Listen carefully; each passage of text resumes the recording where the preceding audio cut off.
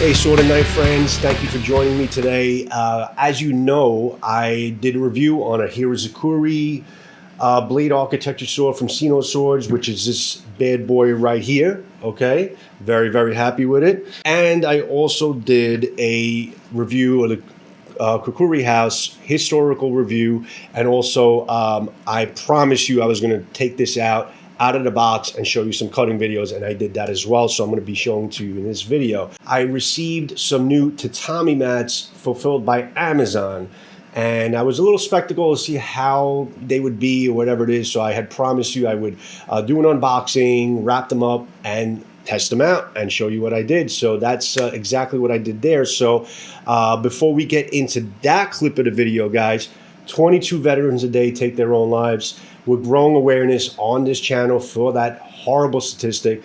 To all veterans out there, vets, we are here for you. You have a place here. Please seek help if you need it. Numbers in the description. So on with the video of the tatami mats. All right, guys, these are the Amazon tatami mats, the Omote tatami mats that I picked up. 10 pieces for about 120 bucks. First initial test of them. I actually haven't even opened them yet. I'm going to wrap up the tatami around these wooden dowels to see if maybe they stay a little bit more firmer or stable and give it more of a challenge on in terms of a cutting target. And then, you know, as I progress, I'm going to get, you know, thicker, you know, wider pieces of wood. I mean, they have 1-inch dowels, which are pretty solid. You know, you also don't want to damage the sword, so you want to make sure you're getting something that the sword is able to cut through in terms of how it's built and all that. Kiddie pool over there, which I think is a great way to soak your tatami mats, to soak them into a kiddie pool. You don't need much water as if they were like completely standing up. They're laying flat, so you could fill it up to the point where you can get your mats soaked. Maybe put some bricks on top of the mats so they stay down into the water, completely submerged. I'm going to try to soak them for about an hour to 2 hours today to see if I can't get enough soaking time, and to, you know, it's a little experiment to see if you could do it in 2 hours and get a good cutting surface on the mat. If it's stiff enough, make them drain obviously for about an hour and take it from there. So let's get going. Tool of choice, my CRKT pillar, always in my pocket at all times. Love, love, love this thing. So this is the mats, how they're delivered. There's definitely 5 on each row, so that's 10. So they all rolled up already, but obviously I always recommend re-rolling them yourself to make them a little bit tighter. But it's nice, at least the way they're delivered, they completely rolled up. They got a little string on here, yeah, because this is loose, guys. It's not a really tight wrap, but it's nice at least the way they deliver them, that they are, you know, kind of rolled up. And so there's my wrap. I actually used some polyurethane rope wraps, hoping the knot stays and it stays in place as it expands. This has a little bit of stretch to it, but I think not too much where it'll keep its form. So maybe that'll be my go-to thing, but that's an experiment right now with the polyurethane wraps. These are the stupid plastic things they came with. It's a nice, really tight wrap, and that's actually the 3/8 inch, 3/8 wooden dowel that I put on this one. and they all fit really nicely. And actually, as it expands, this has a little flex to it, so as it expands out, it's going to push against the pool and keep it nice and tight. So I'm probably going to put some bricks right on top of it to keep it in place. And honestly, I could probably get like another 2 or 3 probably in here. And if I really want to fill this up to the top, I could probably get about 6 in here or 7. 1 hour soak tatami mat experiment. Let's see if we can soak our new tatami mats for an hour, and let's see if they absorb enough water for them to be stable enough targets instead of the overnight thing. About 40 inches in diameter, perfect for a 36-inch tatami mat. So let's attempt it, see how it works out. All right, guys, so after cutting with the tatami mats from Amazon, I have to say I was actually very impressed. They are an improvement from the mats I was receiving from a company in Florida. They just hold the texture of them is a lot better. They're bound a little tighter. They didn't fall apart like my previous ones. And the biggest test that I did with these tatami mats, because I know most people are worried about how long they need to soak them. Now, you have used tatami mats and you have new tatami mats. Now, the used tatami mats, a little more abundant to get because obviously they're used in Japan, and instead of discarding them, they ship them out to other distributors and they sell them. So they're a lot more abundant, but they're also a lot more, you need to soak them a lot longer, because what happens is with all of that time with the oils from the feet and this, that, other thing, it's kind of gross. It just kind of builds up this film and this residue, this mildew on there, whatever the hell you want to call it. But it just makes them for also rougher and stiffer targets. But it also means that you need to soak them for a good up to 24 hours is recommended, but I think an overnight thing is pretty much what people do. So it's a long period of time that you have to plan ahead, soak them, and then you have to let them drain after that. Now, new tatami mats don't have, they're untouched.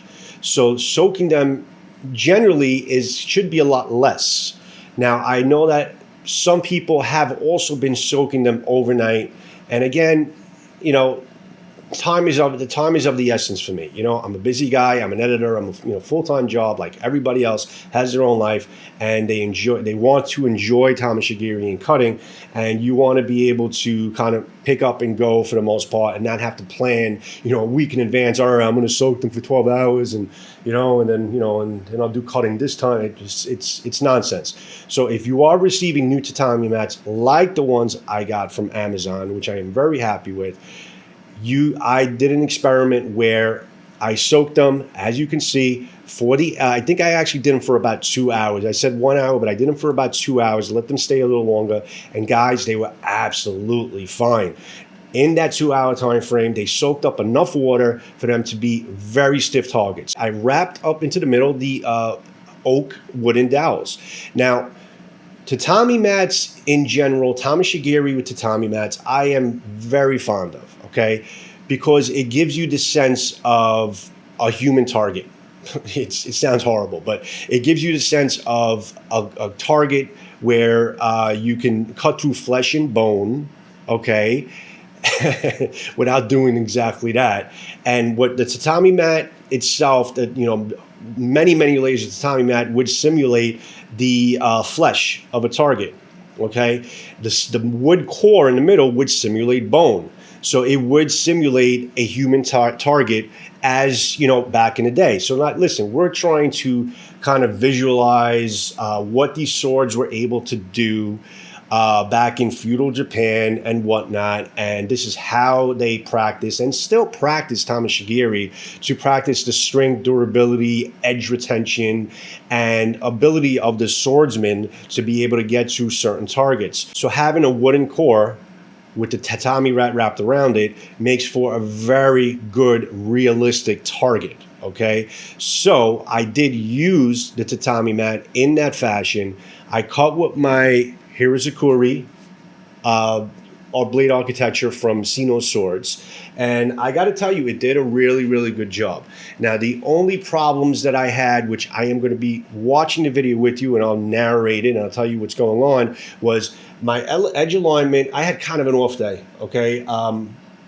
Listen, guys, I'm not going to sit here and stand here and tell you that I am a professional practitioner. I am learning. I am training. I'm, trying to frequent the dojo, having trained in the art of the sword, the proper handling of the sword. So it is a progression for me. So I think I've made some major progressions from my early cutting videos, but obviously there's so much to learn and improve. And that's basically what I'm trying to do on this channel. While trying to also demonstrate the strength and durability of these swords, or the swords that I am reviewing on the channel.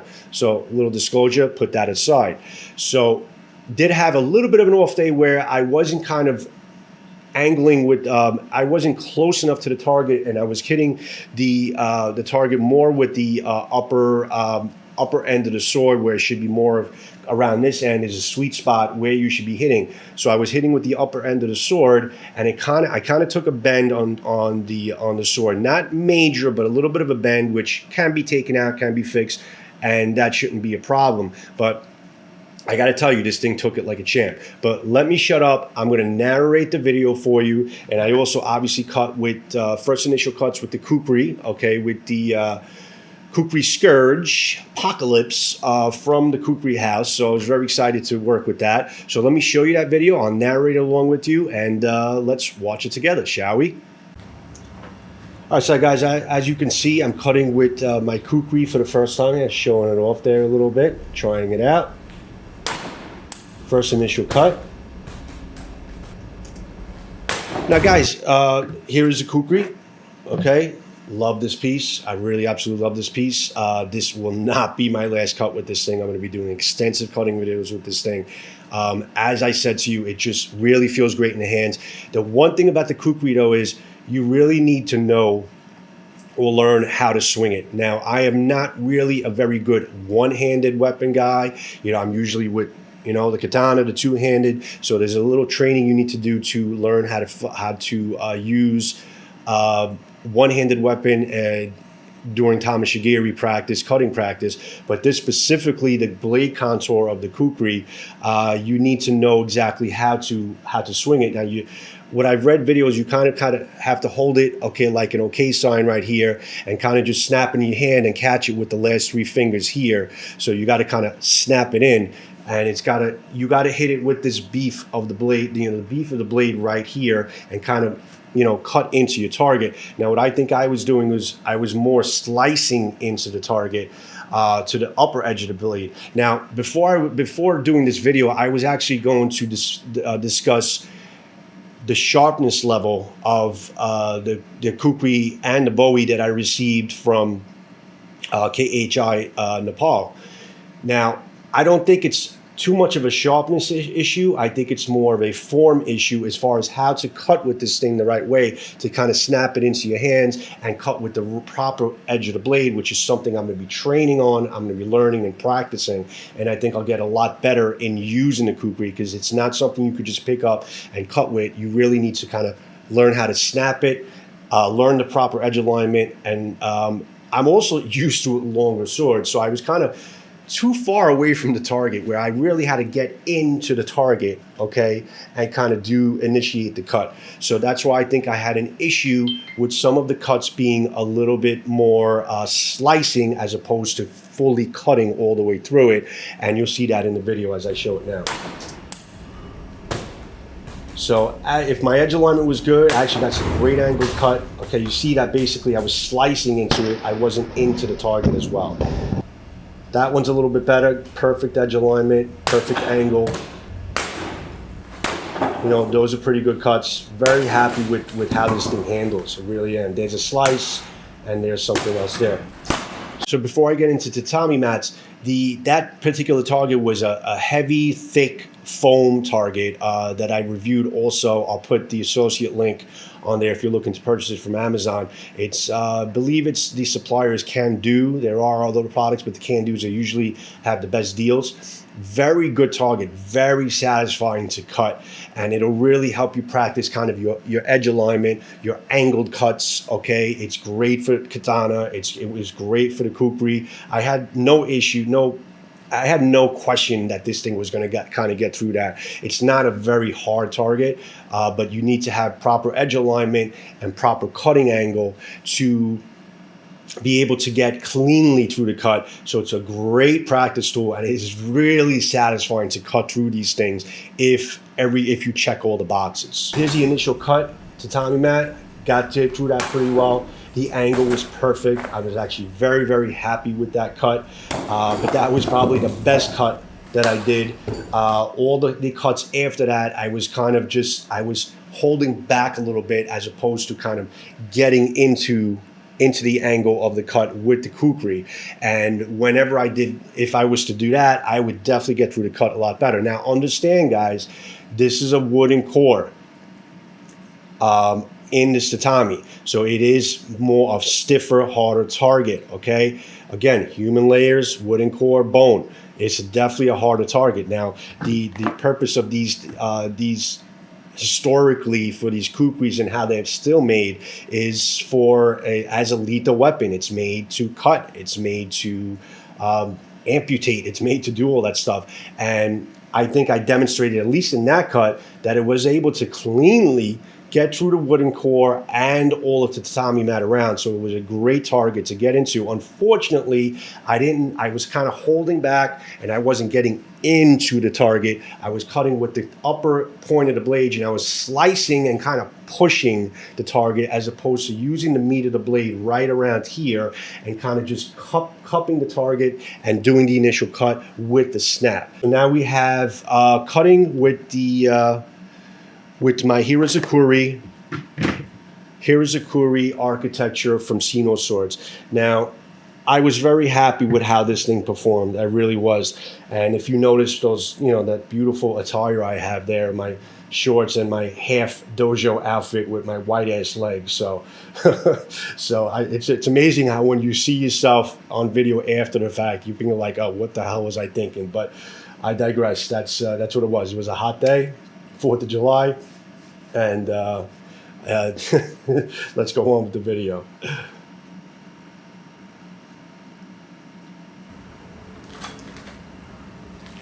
Trying to get a feel for the old girl. Now, it is definitely a lighter sword, okay? Now, let me tease you and cut that right there. It is definitely a lighter sword compared to the previous Jaku that I cut with.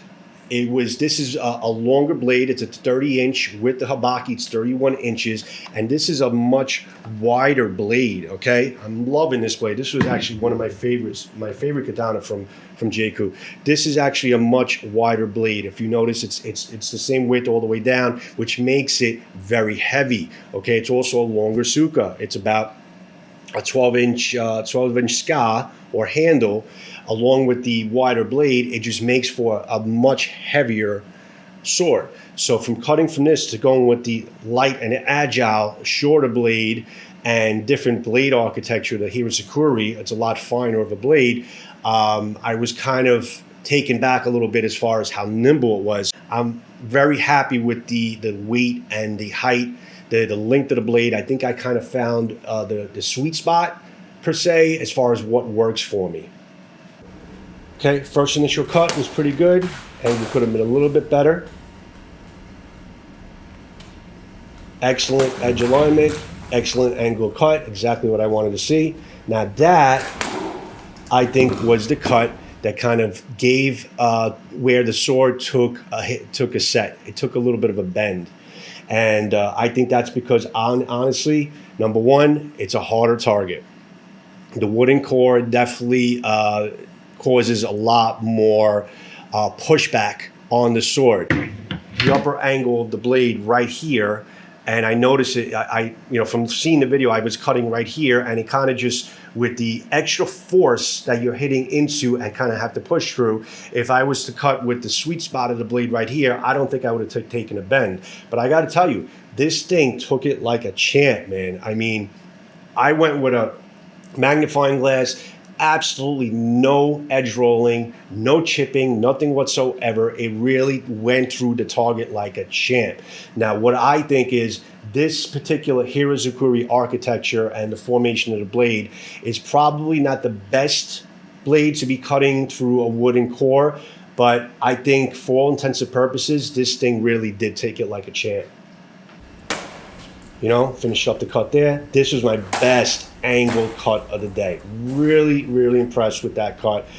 If you, a good cutting session doesn't have to be going through a whole tatami roll and saying every single cut was great. If I feel that if you could get 2 or 3 cuts that you're very happy with, I think it's a good cutting session. It's a learning process, guys. It's a learning process. So I saw maybe about 3 or 4 at the most cuts that I was extremely happy with. My foot alignment, my angle of the cut, the finishing, the starting, and everything about it. And I think that's what you need to look at, is appreciate the good cuts and kind of just build from there. Build from those cuts and try to get to a whole tatami roll and try to be consistent in getting those cuts in the right way.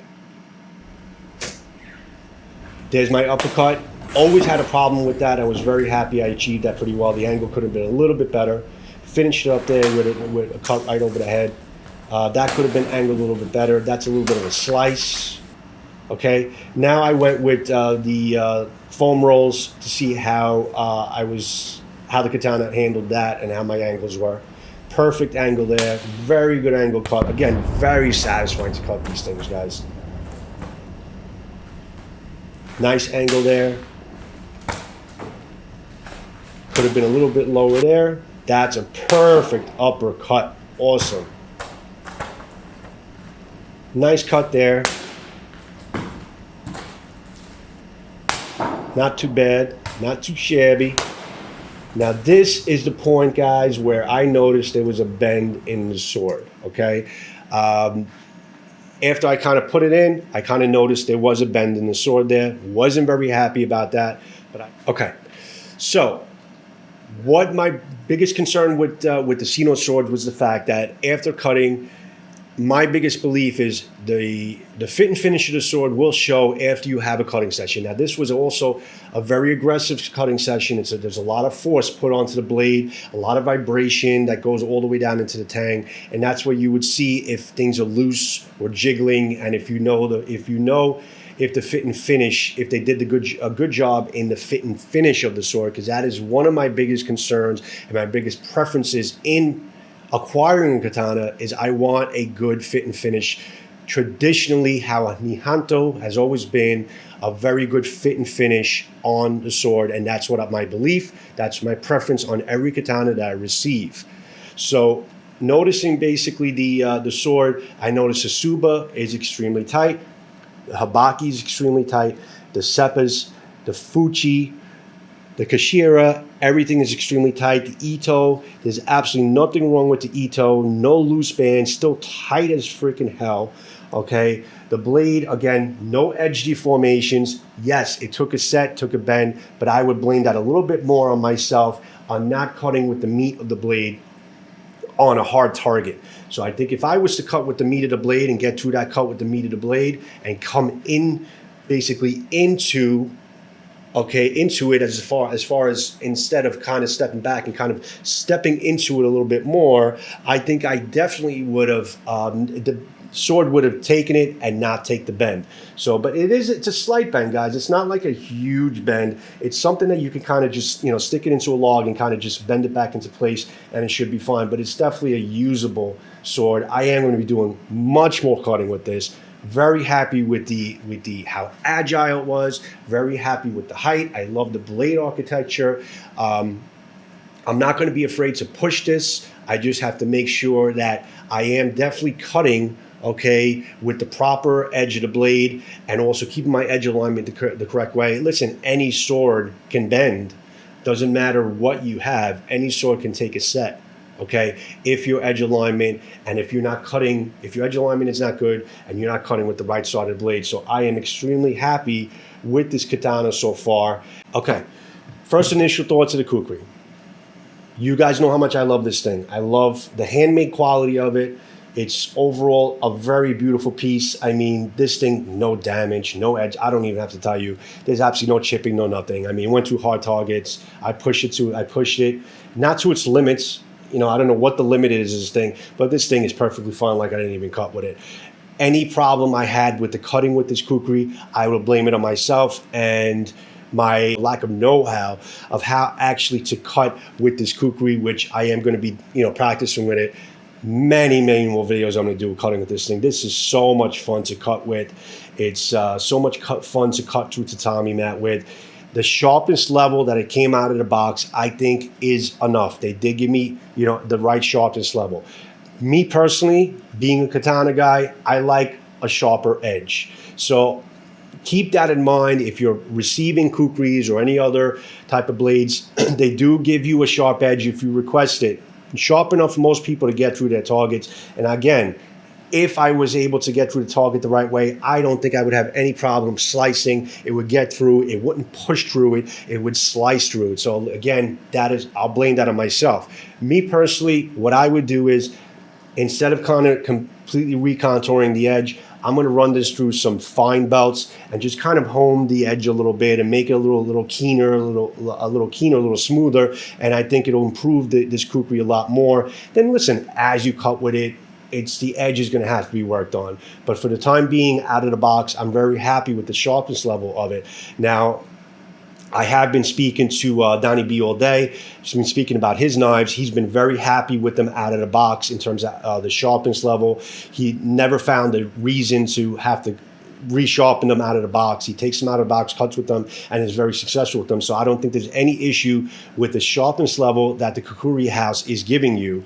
But understand that if you are looking for a next level of sharpness, you may want to work on the edge with a work sharp or whatever your method of sharpening is and try to get that edge back. But out of the box, it's ready to cut. It's ready to do the job. I have no problem with it. And again, you can request to them the level of sharpness that you want. And I think they kind of executed it well. I am going to hone in it a little bit, fine up the edge a little bit, and I think that should be fine for me to continue cutting with it. So am I happy with the kukri as a cutting section? Shit yeah, guys. This thing is a freaking beast. I love cutting with this thing, and many videos to follow. Now, getting back to the tatami mats, guys, very happy with the tatami mats. Very happy with how they rolled, how they kept their form, the low soaking time, everything about them. I am going to be, that's going to be my new supplier as far as tatami mats. Now, I am going to leave an associate link. If you're interested in looking at them and possibly purchasing them, I would appreciate if you could use my associate's link for the tatami mats. I'm also leaving an associate's link for the Cando foam mats at the in the description as well. If you're looking to look into those, if you could use my associate's link, guys, I would really appreciate it. So, guys, that's all I pretty much have for you today. We got Blade Talk coming up, being shot today with Mr. One and Only Captain Electro. So tune into that this week. It's going to be aired this week at some point. We're going to run that in probably 2 parts on Choir Boys Cutlery, on Scab's channel, and also my channel, probably part 2. Haven't really decided, but I think that's the way we're going to go with it. Then this Thursday, very excited about my exclusive interview with Mr. Walter Sorrells, icon swordsmith in the States. So that's happening this week. So a lot of stuff going on in this channel, guys. Please subscribe if you're a passer buyer. To my subscribers, thank you, guys. Please put a like on the video if you like what you saw. So I hope you enjoyed everything here. Thanks for sticking around, guys. To all my Blade and Knife friends, have a fantastic day. And I will see you very soon on Blade Talk. Have a good one, guys. Thanks for watching. Peace out.